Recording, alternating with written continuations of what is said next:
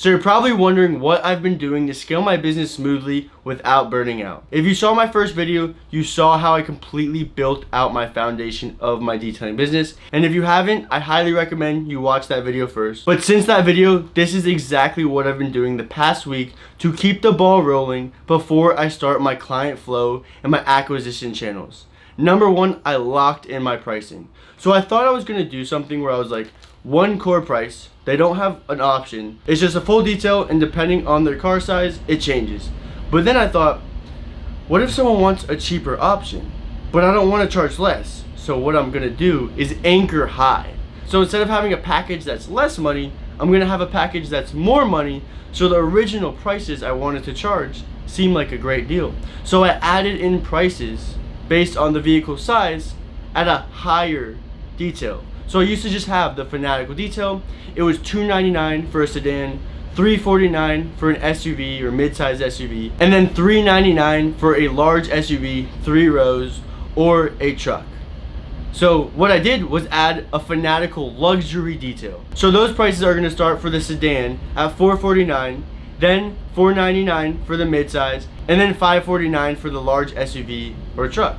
So now when people see that versus my original package, what's the best deal in their eyes?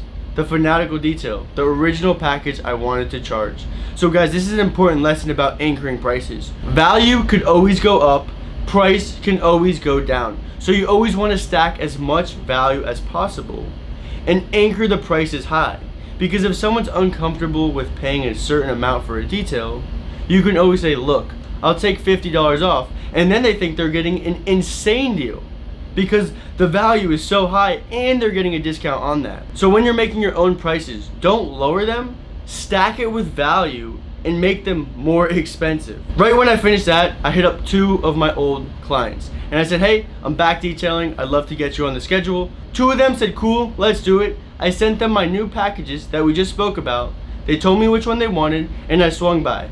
One of the customers had a Ferrari, an RS7. I detailed both of those. But the reason I'm doing this early on is to rebuild the hype of my detailing business. So I made literally like 7 to 10 reels with just those 2 cars. Tons of trendy stuff showing off my work, tons of stuff to post on my story, and tons of stuff to post on my personal page to promote my detailing business again. And then when I finished with that, I got paid, I got a bunch of content. So to me, that's a win-win. And my second client, Braden, he needed a full interior detail.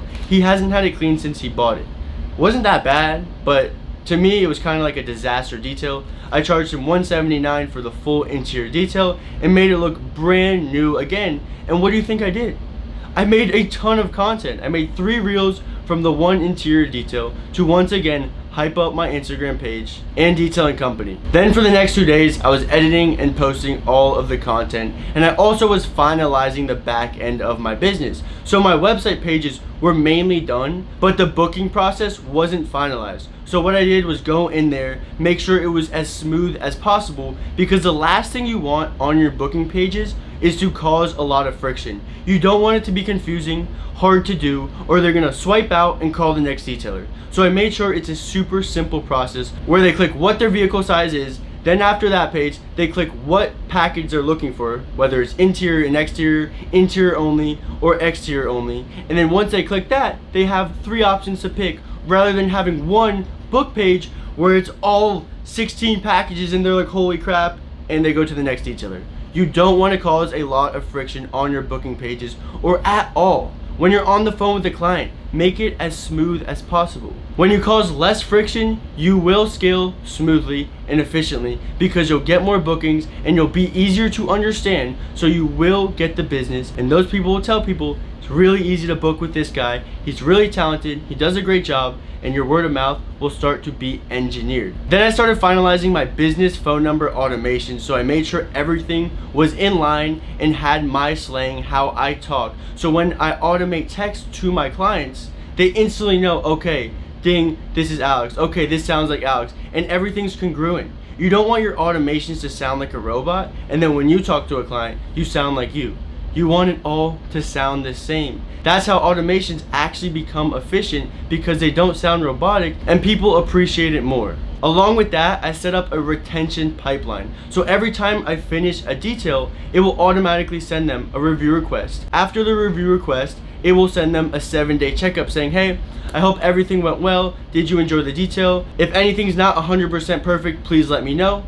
Then they'll say, oh my God, perfect. Then after that, it goes to 30 days. It's been 30 days since our detail. Let me know if you want to book something in, and I'll send my booking link. And then after that, it goes to 60 days, and it'll say, hey, just letting you know, if you book in today, you will qualify for my maintenance package, which is a way better deal. And attached to that is the booking link to allow them. And it also creates that scarcity and urgency to book now, so they don't miss out on that deal. And then after that, if they don't book there, it goes 90, 120, and so on forever. Until they say stop or they opt out from the automation, it will never stop texting them. So every single client that goes through my pipeline will always be rebooking. Because so many detailers think, okay, how can I get new clients? Not, okay, how can I retain every single client I do, so I'm constantly getting booked out in the future and not having to try so hard and spend so much money on getting new clients. Yes, new clients are great, but if you could retain one client and make thousands off them in a lifetime value,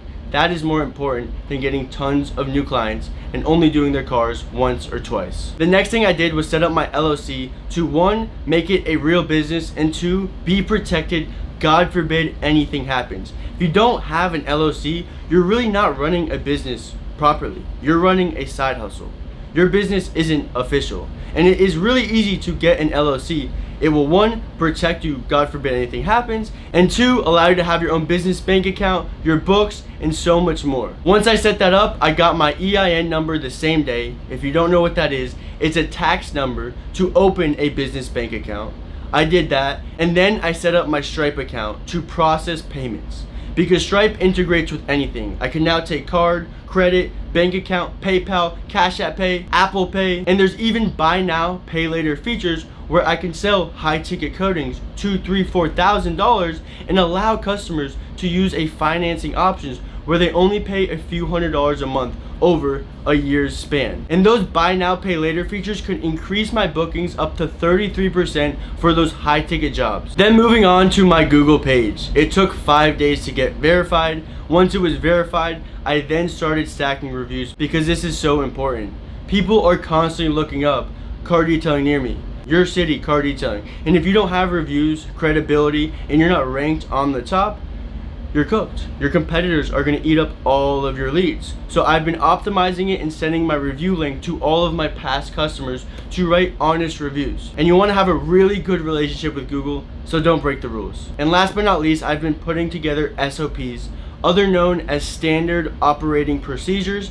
These are what you need to scale a business. It's essentially exactly your process of doing things, whether that's through ads, whether that's on the job, and it's going to make your life very easy when scaling. When I hire an employee, I'm going to show him my business's SOPs so he can easily look at them, understand them, have them on him when he needs it, and do work exactly as I would do. It's the most efficient way to scale your business. And I've also been putting together job applications. I'm going to start posting these on Facebook, Nextdoor, Indeed, to find a really good employee that fits my standards, that is trained, and is going to do a great job for my business. Those SOPs will 1, help me with that employee to train him as fast as possible. And then if he has a car, that's awesome because I can get the ball rolling faster.